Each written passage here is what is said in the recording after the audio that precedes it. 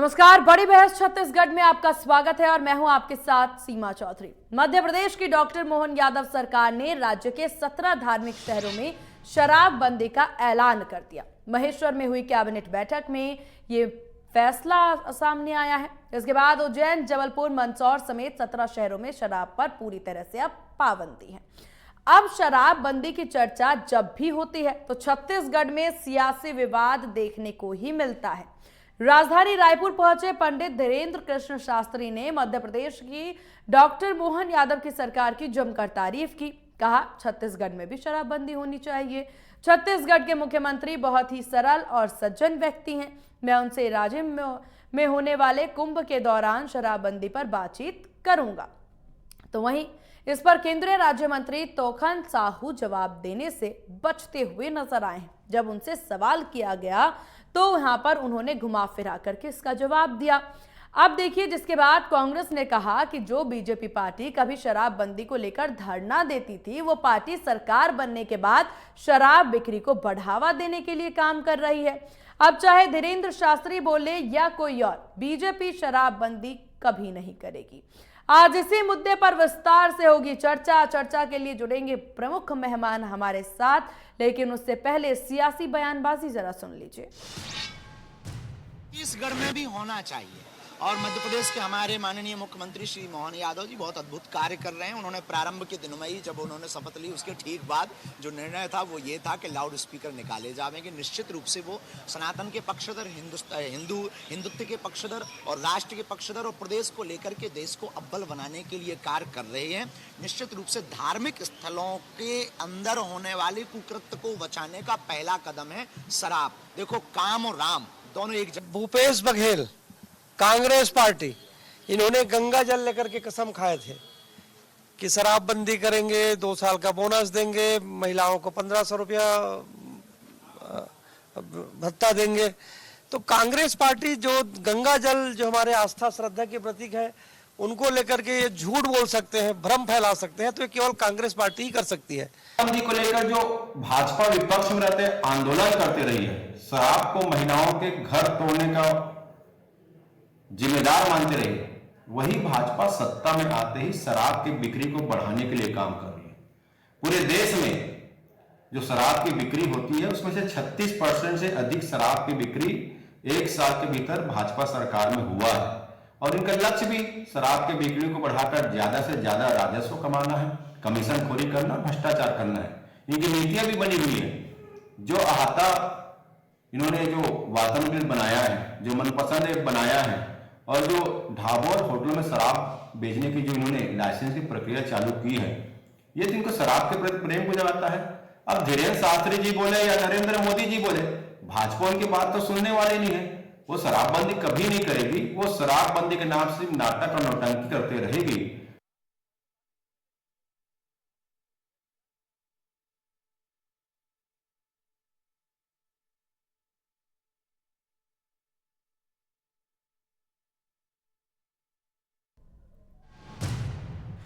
तो चलिए कर लेते हैं चर्चा की शुरुआत। हमारे साथ गंधर्व देवेंद्र पांडे जी बीजेपी प्रवक्ता हैं और हमारे साथ अजय गंगवानी जी कांग्रेस प्रवक्ता हैं। आप दोनों मेहमानों का बहुत स्वागत है इंडिया न्यूज मध्य प्रदेश छत्तीसगढ़ पर। चलिए शुरुआत आप ही से चलिए ठीक है, शुरुआत कर लेते हैं हम। बीजेपी प्रवक्ता, माफ करिएगा, नाम में कुछ गलती हमसे हो गई है सर। निशिकांत पांडे जी, बहुत माफी चाहूंगी। निशिकांत पांडे जी, शुरुआत आप ही से कर लेते हैं क्योंकि काफी ज्यादा महत्वपूर्ण ये विषय है यहाँ पर, और क्योंकि बात शराबबंदी को जब लेकर के हो रही है, आप यहाँ पर मध्य प्रदेश सरकार ने जिस तरीके से फैसला ले लिया है तो सबकी नजर छत्तीसगढ़ पर है। क्या कहेंगे आप? वादे और दावे तो आपने भी किए थे शराबबंदी को लेकर। सीमा जी, आपको, अनिल सिंह चौहान जी को संध्या जोहार। देखिए, वादे और घोषणा पत्र में डालने वाली शराबबंदी को अपने घोषणा पत्र में रखने वाली कांग्रेस पार्टी, गंगा जल लेके कसम खाने वाली कांग्रेस पार्टी 5 साल तक नहीं कर पाई। आज वो प्रश्न करते हैं हमसे, और दुर्भाग्य क्या है कि शराबबंदी के नाम पे आने वाली कांग्रेस पार्टी आज आबकारी के लाभकारी में मंत्री आबकारी गिरफ्तारी हो गई है। तो दुर्भाग्यजनक ये है। लेकिन शराबबंदी की बात जो हम करते हैं, वास्तव में सीमा जी, अगर व्यक्तिगत तौर पे कहूं तो भारतीय जनता पार्टी इसके पक्षधर नहीं है। और जब डॉक्टर रमन सिंह जी की कार्यकाल थी तो धीरे धीरे दुकानें कम करने की स्थिति में हम आ चुके थे। लेकिन जिस प्रकार से इस 5 साल के कालखंड में कोरोना काल में भी घर घर तक शराब पहुंचाने का काम, लेवी वसूलने का काम, डबल काउंटर चलाने का काम, फर्जी होलोग्राम लगाने का काम जिस प्रकार से कांग्रेस पार्टी ने किया, वो हमसे अगर सब प्रश्न पूछती है तो उनकी नैतिकता नहीं है। रही बात मध्य प्रदेश में जो शराबबंदी अभी 17-18 जगह पे हुई है, तो क्या वो भारतीय जनता पार्टी की सरकार नहीं है? बिना घोषणा पत्र में डाले, बिना हाथ में गंगा जल लिए अगर हम प्रतिबद्धता के साथ मध्य प्रदेश में कर चुके, तो कांग्रेस पार्टी की नैतिकता क्या है सीमा जी हमसे प्रश्न करने का? बिल्कुल प्रश्न करने का उनके पास नैतिकता नहीं है। सामाजिक बुराई के तौर पे हम इसको मानते हैं और इसके लिए आपको काम क्या करना है? देखिए, नशा मुक्ति केंद्र को आपको खोल के इसको बढ़ाने की आवश्यकता है, जन जागरूकता की आवश्यकता है, बहुत सारी चीजें पैरामीटर में और हैं। जैसे सूखे नशे पे लगातार ताबड़तोड़ 1 वर्ष में कार्रवाई भारतीय जनता पार्टी ने की है, वो भी इन्हीं का देन था। तो जिस प्रकार से नशा मुक्ति के लिए हम लोग कार्य कर रहे हैं, उस दिशा में पहल है। हाँ, अब छत्तीसगढ़ की जो बात आप करेंगे कब होगी, देखिए ये सरकार का निर्णय होता है। आदरणीय मुख्यमंत्री जी संवेदनशील है और धीरेन्द्र शास्त्री ने जो बात कही है सामाजिक तौर पे वास्तविक है, उस पे कार्रवाई होनी चाहिए। और जरूर मुझे भी लगता है देखिए निशिकांत जी, ये बात तो लाजमी सी है कि आपको लगेगा भी कि शराबबंदी होनी चाहिए, बात जायज है जरूर, क्योंकि ये दावे और वादे आपने किए थे। मुझे भी याद है जब कांग्रेस सरकार थी, बात शराबबंदी को लेकर के हुआ करती थी। आएंगे निशिकांत जी, एक बार सवाल पूरे सुन लीजिए, क्योंकि जब कांग्रेस की सरकार थी, बात शराबबंदी की हुआ करती थी, मैं ही डिबेट में बैठा करती थी और यहाँ पर बीजेपी प्रवक्ता कहा करते थे कि कांग्रेस सरकार सही से काम नहीं कर रही है, शराबबंदी की बातें कर रही है, मॉडल लाने की बातें कर रही है, गुजरात मॉडल और बिहार मॉडल फॉलो करने की बात कर रही है, लेकिन जमीनी स्तर पर कुछ नजर नहीं आ रहा है। अब इस सब के बाद तो उम्मीद की जाएगी ना भाजपा से। नहीं तो सीमा जी, हमने घोषणा पत्र में उसको डाला नहीं, आपने घोषणा पत्र में डाल के माताओं और बहनों का वोट छीना, उसके बाद 5 साल नहीं किया। इसलिए भारतीय जनता पार्टी आपसे प्रश्न कर रही थी लगातार। आपने उसको घोषणा पत्र में डाला था, गंगा जल हाथ में लेके कसम खाई थी, लेकिन जनसभाओं में जनता तक ये बात पहुंचाई जरूर जा रही थी आपके द्वारा। मैं सीमा जी बिल्कुल आधिकारिक तौर पे कह रहा हूँ कि भारतीय जनता पार्टी का ये मानना है, और मध्य प्रदेश में भी जो किया गया है वो भारतीय जनता पार्टी की सरकार के द्वारा किया गया है।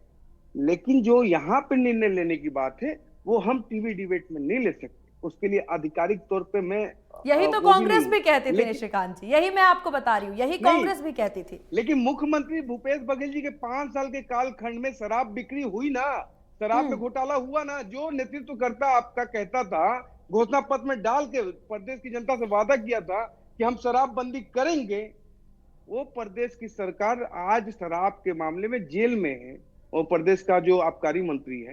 तो ये निराशाजनक है। प्रदेश की जनता के साथ आप झूठे वादे किए।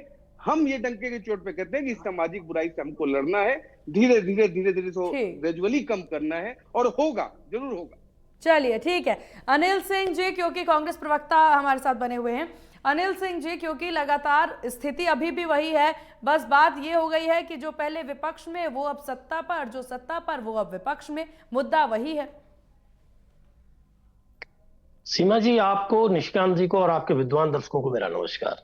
नमस्कार। देखिए, चिंता का विषय ये है कि डेमोक्रेसी में झूठ कौन बोल रहा है। जैसे देखिए, भारतीय जनता पार्टी ने 2018 के चुनाव में कहा कि ये किसानों की कर्ज माफी नहीं करेंगे। इन्होंने एक फर्जी लेटर भी जारी कर दिया। उस फर्जी लेटर के बाद पूरे प्रदेश में अफवाह फैल गई कि किसानों से कर्ज माफी की बात कांग्रेस झूठी कर रही है। तब कांग्रेस के सभी नेताओं ने गंगा जल लेकर सिर्फ एक मुद्दे पे कसम खाई कि हम 10 दिनों के अंदर किसानों की कर्ज माफी करेंगे, और 10 घंटे के अंदर हो गई। वो 1-2 घंटे लगा था सरकार बनने के बाद किसानों की कर्ज माफी में। अब देखिए भारतीय जनता पार्टी कैसे झूठ परोसती है। दूसरी बात, 2013 का इनका जो घोषणा पत्र है, रमन सिंह जी जब तत्कालीन मुख्यमंत्री थे, उसमें उठाकर आप देख लीजिए, शराबबंदी इनका प्रमुख मुद्दा था। क्या ये कर पाए? अब रहा सवाल, हमारी जब सरकार बनी, निश्चित रूप से हमने घोषणा पत्र में वादा किया था कि हम शराबबंदी करेंगे। हमने 3-3 समितियों का गठन भी किया और हमने स्पष्ट जनता से, झूठ नहीं बोला, हमने कहा कि हमारी कमिटीज की फाइंडिंग है कि आदिवासियों की समाज में संस्कृति का हिस्सा है शराब, इसलिए शराबबंदी संभव नहीं हो पा रही है। लेकिन नशा मुक्ति के लिए सूखे नशे पे लगाम और कोचियाओं पे लगाम और सब पे लगाम लगाया गया। अब देखिए, शराब नीति अरविंद केजरीवाल जी ने दिल्ली में बदली, जेल में डाल दिए गए। यहां रमन सिंह जी ने बदली, उनसे कोई पूछताछ नहीं। जो बदले में दूसरी सरकार आई, उसी नीति पे चल रही, सरकार शराब बेच रही है, उन पर कार्रवाई। अब आपको शराबबंदी की ओर ले चलते हैं, मध्य प्रदेश से छत्तीसगढ़ तक। आपको मैं जानकारी के लिए बता दूं, मध्य प्रदेश में जो बड़े बड़े स्टोर हैं, शॉपिंग स्टोर, वहां शराब मिलने की परमिशन दे दी है तत्कालीन मुख्यमंत्री जी ने। 17 शहरों में वो शराबबंदी की बात जरूर कर रहे हैं और लागू भी कर रहे हैं, लेकिन आपको बता दूं, सारे रेस्टोरेंट में शराब परोसने के लिए लाइसेंस देने की बात भी मध्य प्रदेश में हो रही है, और उसको छत्तीसगढ़ ने भी अडॉप्ट कर लिया है। पता नहीं निशिकांत जी को जानकारी है कि नहीं, छत्तीसगढ़ में विष्णुदेव साय जी की सरकार ने यह नियम बना दिया है कि जो रेस्टोरेंट चला रहे हैं वो बकायदा शराब परोस सकते हैं, उनको लाइसेंस मिलेगा। शर्त यह है कि आपको महीने में 1000 बोतल बेचना होगा। एक बोतल भी कम किए तो 700 रुपए प्रति बोतल आपको फाइन देना होगा। ये शराबबंदी की बात कर रहे हैं। आप बताइए कि जब जिनको रेस्टोरेंट का लाइसेंस है उनको आप शराब बेचने की परमिशन दे रहे हैं, तो लोग वहां रुकेंगे, शराब पिएंगे, गाड़ी चलाएंगे, दुर्घटनाएं होंगी। यही कंडीशन मध्य प्रदेश में है। तो शायद आचार्य धीरेन्द्र शास्त्री जी को पूरा सच नहीं मालूम है मध्य प्रदेश के मुख्यमंत्री का, और जनता को भी नहीं मालूम। और वही हाल छत्तीसगढ़ में है। इन दोनों स्टेट में भाजपा की गवर्नमेंट है, और दोनों में शराब में ये नई पॉलिसी आ गई है कि जो खाना खिला सक रहे हैं होटल और जिनके यहाँ सिटिंग अरेंजमेंट है, उनको शराब बेचने की परमिशन दे दी जाएगी। तो देखिए, राजनीति करना अलग विषय है, लेकिन उस पर ईमानदारी से, संवेदनशीलता से काम करना अलग विषय है। और 1 साल में जो प्रदेश की स्थिति इन्होंने की है वो चल ही रहा है, आप सबको दिख रहा है। अब एक बात और जवाब दूंगा, ये बोल रहे थे जेल में है। अरे साहब, ईडी, आईटी, सीबीआई मुझे दे दीजिए 2 घंटे के लिए, ये जितने नेता हैं आपके सबको मैं जेल में डालने की गारंटी दे देता हूं 2 घंटे में।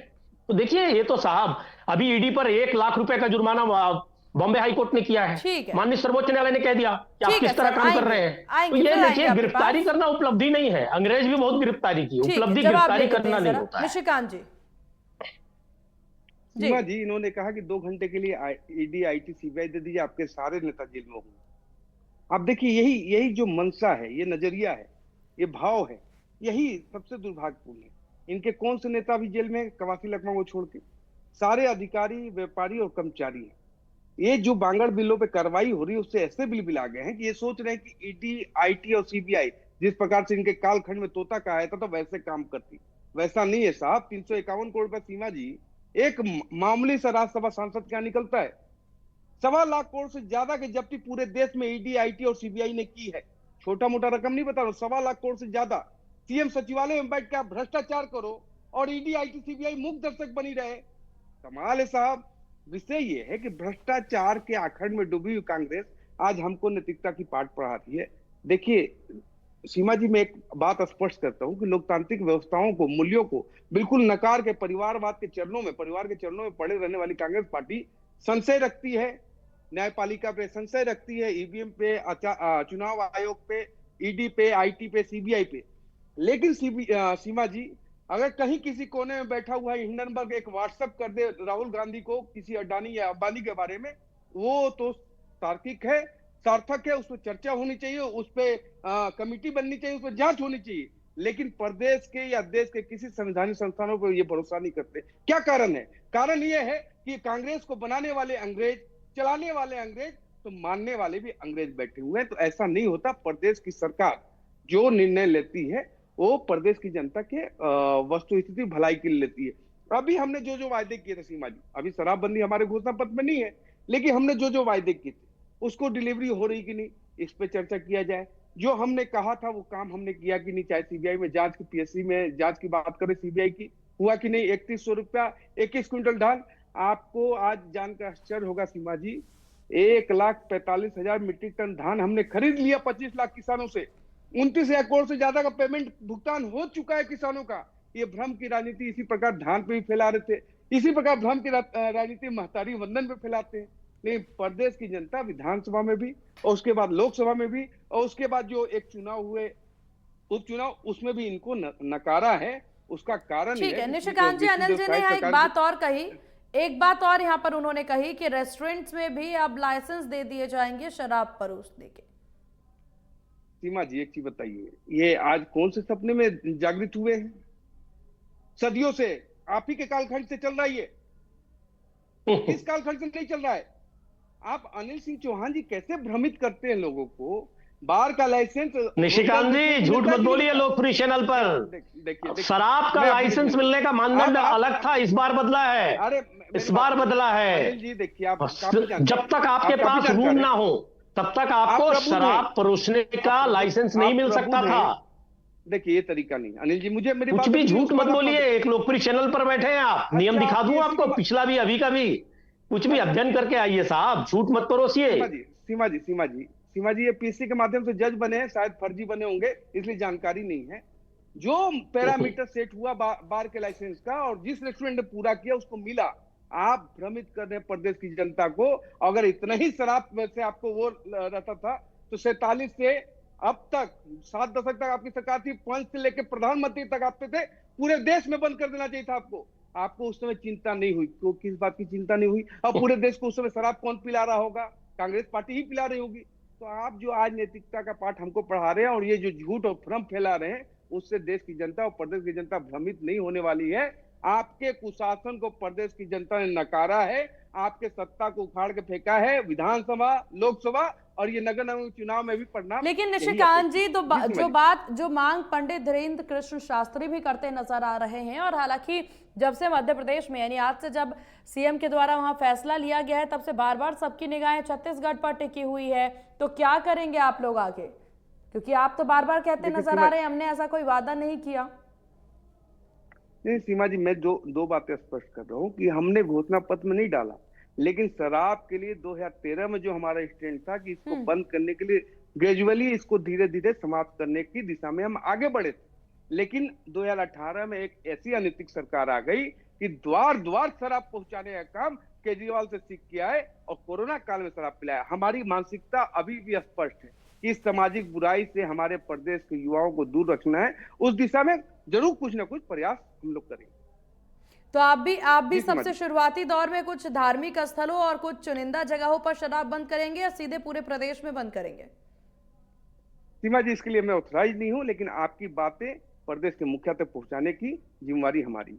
चलिए, ये तो बहुत बेहतरीन बात हो जाएगी। अनिल जी, हालांकि अब देखिए निशिकांत जी ये बात बोले बहुत कॉन्फिडेंस के साथ बोलते जरूर नजर आ रहे हैं कि शराबबंदी पर बातचीत की जाएगी, उस पर कानून भी लाने की बात, पाबंदी लाने की बात भी की जाएगी। तो अब इतना भी तो काफी है। लेकिन यहाँ पर जिस तरीके से शराबबंदी को लेकर के आपने हालांकि कहा कि रेस्टोरेंट्स में जो हैं वो लाइसेंस दिए जा रहे हैं ताकि वो परोसे जाएं। अब इस विषय को क्या आप आगे उठाते नजर आएंगे? क्योंकि बतौर विपक्ष ये उम्मीद तो की जा सकती है कि सरकार तक आप इस बात को पहुंचाए, प्रशासन तक इस बात को पहुंचाए। सीमा जी, आपके लोकप्रिय चैनल के सभी दर्शकों से, विद्वान दर्शकों से मेरा निवेदन है कि वो जरूर नेट पर पुरानी पॉलिसी सर्च करें। 2023 तक जो पॉलिसी है, छत्तीसगढ़ के निर्माण से अब तक कम से कम 10 कमरे होने चाहिए आपके पास शराब पिलाने के लिए, तभी आपको बार का लाइसेंस मिल सकता था। पहली बार विष्णुदेव सरकार ने और मध्य प्रदेश में यादव जी की सरकार ने एक नियम बनाया है कि कोई रूम ना हो आपके पास बैठने के लिए टेबल कुर्सी है, आप भोजन परोस रहे हैं तो आप शराब भी परोस सकते हैं। और यहां निशिकांत पांडे जी खुलेआम एक लोकप्रिय चैनल पर गुमराह कर रहे हैं और कहते हैं कि हम शराब को बुराई मानते हैं। तो ये जो बातें हैं, मैं सिर्फ एक ही आह्वान करूंगा कि दर्शक, जो विद्वान दर्शक है इंडिया न्यूज को, जरूर इसको सर्च करें और बारीकी से सर्च करें। हो सके तो नजदीकी आबकारी ऑफिस में जाकर सर्च करें। और जोर जोर से बोल देने से झूठ सच नहीं बन सकता। दूसरी बात, चाहे ये बोल रहे हैं कि हम केंद्र में हो या राज्य में गारंटीज पूरी कर रहे हैं, जो व्यक्ति ये बोलता रहा हो रुपया क्यों पतला हो रहा है 2014 में, मनमोहन सिंह जी ने 2004 में सरकार जब संभाली तो 44 रुपए प्रति डॉलर था, वो 58 रुपए में बंद हुआ, 14 रुपए के अंतर पे 58 से 86 रुपए पहुंच गया। और कर्जा 54 लाख करोड़ से 255 लाख करोड़ पहुंच गया। आजादी से लेके 2014 तक 54 लाख करोड़ का कर्ज था देश पे, वो 255 लाख करोड़ पहुंच गया। अब आप सोचिए, रोज किसान मर रहे हैं, हेयर कट और राइट ऑफ के नाम पर 40 लाख करोड़ माफ कर दिया गया। यहां विष्णुदेव सरकार जी ने पहली जो बात की थी, सुशासन, भय मुक्त Chhattisgarh, zero tolerance. Collector SP के कार्यालय जल रहे हैं, भाजपा के जिलाध्यक्ष के लेटर पैड पे आंदोलन की अनुमति हो रही है और अंदर कर रहे हैं कांग्रेस के विधायक को। ईडी, आईटी, सीबीआई की जो मैंने बात की, जो इन्होंने पीएमएलए एक्ट बनाया है, उस पीएमएलए एक्ट का सेक्शन 145 या दूसरी चीजें हो, जिस पर माननीय सर्वोच्च न्यायालय ने भी, विद्वान न्यायाधीशों ने भी टिप्पणी की कि आप ये कौन सी व्यवस्था बनाना चाहते हैं जमानत को नियम छोड़कर आप जेल को नियम बनाना चाहते हैं। आज तक आप देख लीजिए 3% भी नहीं है मामले जिसमें ईडी ने किसी को सजा दिलाई हो। 97% मामले बोगस निकले हैं। चंदा वसूली कर रही है ईडी, सीबीआई, आईटी। ये मैं नहीं कह रहा हूं, माननीय सर्वोच्च न्यायालय के आदेश के बाद जो एसबीआई ने इलेक्टोरल बॉन्ड निकाले चंदे वाले, उसमें सीबीआई छापा मार रही है, दूसरे दिन 100 करोड़ भाजपा खाते में। तो ये व्यवस्था जो इन्होंने बदली है, लेकिन और बहुत जब भी विपक्ष सवाल अनिल जी, उठाता लेकिन है ये बहुत गलत सीधे बात है उनके ऊपर कार्रवाई। जिस तरीके से आप लोग सीबीआई और ईडी को लेकर के जिस तरह का बयान दे रहे हैं नेशनल टेलीविजन पर बैठ करके, आपको लगता है कि देश की जनता, प्रदेश की जनता इस चीज को बर्दाश्त कर पाएगी? 200% बर्दाश्त करेगी, क्योंकि सामने है सारी चीजें। ईडी का छापा पड़ता है, दूसरे दिन ज्वाइन। अब आप एक चीज देखिए, लगभग 45 नेता ऐसे हैं जिसमें अशोक चौहान से लेके हिमंता बिश्वा शर्मा से लेके ज्योतिरादित्य सिंधिया से लेके बड़े बड़े नेता जो आज भाजपा में बड़े बड़े संवैधानिक पदों पर बैठे हैं, उन पर ईडी, आईटी, सीबीआई की कार्रवाई प्रधानमंत्री की टिप्पणी के बाद होती है, और वो भाजपा ज्वाइन करते हो, कार्रवाई बंद हो जाती है। नवीन जिंदल जी पे तो 48 घंटे के अंदर कार्रवाई बंद हो गई, भाजपा ज्वाइन करते ही, और उनको सांसद भी बना दिया गया। तो क्या ये पूरी जनता नहीं देख रही है? अगर हम आज एक लोकप्रिय चैनल पर, नेशनल चैनल पर बोल रहे हैं तो डंके की चोट पर बोल रहे हैं, क्योंकि हमारे पास दस्तावेज है इन चीजों की, और ये हम नहीं बोल रहे, देश का बच्चा बच्चा बोल रहा है। ये आज काला धन, भ्रष्टाचार, इनकी बात ही नहीं करना चाहते, बेरोजगारी की बात ही नहीं करना है, धार्मिक उन्माद, ध्रुवीकरण वोटों का, हिंसा, वायलेंस चारों तरफ देश में। अभी आप देखिए बस्तर में जो एक पादरी की लाश नहीं दफनाने दे रहे, कैसे इन्होंने माइनॉरिटी और मेजोरिटी का झगड़ा कराने का काम किया। माननीय सर्वोच्च न्यायालय ने कहा कि क्या कर रही है स्टेट गवर्नमेंट, हमारे पास कोई आ रहा है लाश दफनाने के लिए? तो स्टेट गवर्नमेंट यहाँ जो छत्तीसगढ़ में और सेंट्रल में गवर्नमेंट है, सिर्फ बेमनस्य पैदा करने का काम। ठीक है निशिकांत जी। सीमा जी, इन्होंने कहा कि नेताओं पे जांच बंद हो गई। मैं आपको स्पष्ट कहता हूं कि किसी पे कोई जांच बंद नहीं हुई है, जो कार्रवाई है चल रही। लेकिन मैं एक सवाल पूछता हूं इनसे। शरद पवार भ्रष्टाचार में आरोपी हैं, आपके क्या नाम है अपना चिदम्बरम साहब आरोपी हैं, खुद आला कमान माँ और पुत्र दोनों नेशनल हेराल्ड में आरोपी हैं। कार्रवाई मतलब बेल पे हैं, कार्रवाई चल रही है, लेकिन किन्हीं पे कोई ऐसा तो कोई कार्रवाई हुआ नहीं। अरे ईडी आईटी दीजिए ना, मोदी जी और अमित शाह जी जेल में होंगे कल, मुझे दे दीजिए और बोलिए, उसके बाद हम बोले कि जमानत पर है मतलब भ्रष्ट है। ना समझ है आप? अरे निशिकांत जी, ना समझ नहीं है, कानून बनाकर आपने जो व्यवस्था बनाई है, आपको बता दूं मैं, ये बात सांसद ने सदन में कही है, ईडी आईटी दे दीजिए और हम 2 दिन में प्रधानमंत्री, गृह मंत्री सबको जेल भेज देंगे, अब छोड़े वो बस। ये बात आज की नहीं है, ये आपने विपक्ष पर अंग्रेजों की तरफ दमन की कहानी चालू की है और उसको पकड़ से सुनाते हैं आप। सीमा जी, ये तरीका है, बताइए, नेशनल चैनल पे इनको डेकोरम तक नहीं पता होता कांग्रेस पार्टी किसको किसको बेच के रखती है। मैं आपकी बात पूरी सुनी ना, पूरा एकदम धैर्य से सुना, इतना सभी शर्म नहीं है सुनने के लिए। क्यों नहीं है? क्योंकि आपकी बकिया उधेड़ दी है। निशिकांत जी, जब आपको झूठ बोलने में शर्म नहीं आती तो हम सच बोलने में क्यों शर्माएंगे?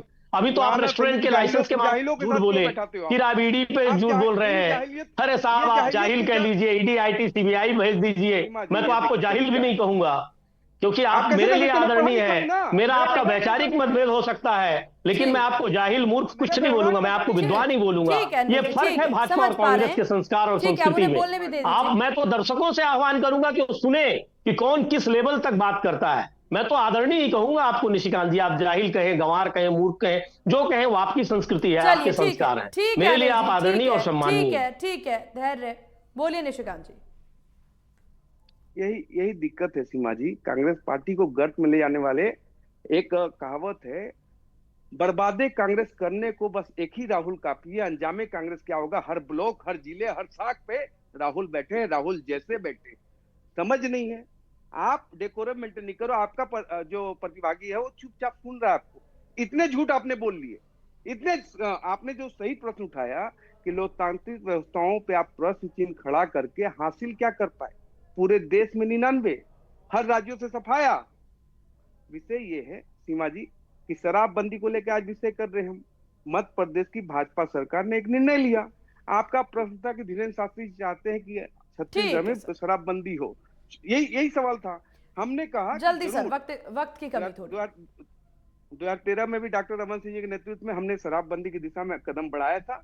हमारी सरकार और आपकी बात मैं अपनी सरकार तक जरूर पहुंचाऊंगा और चलिए। इस दिशा में, सामाजिक बुराई की दिशा में आगे यही बढ़ेंगे। उम्मीद की जाती है सत्ता में बैठे से कि जो मुद्दा उठाया जा रहा है जिससे जनता का सीधा सरोकार है, उन मुद्दों पर ध्यान दिया जाए। आपका बहुत शुक्रिया आप दोनों मेहमानों का, इंडिया न्यूज मध्य प्रदेश छत्तीसगढ़ को अपना कीमती वक्त देने के लिए और इस महत्वपूर्ण चर्चा में शामिल होने के लिए। फिलहाल बड़ी बहस में बस इतना ही। बने रहिए इंडिया न्यूज के साथ। नमस्कार।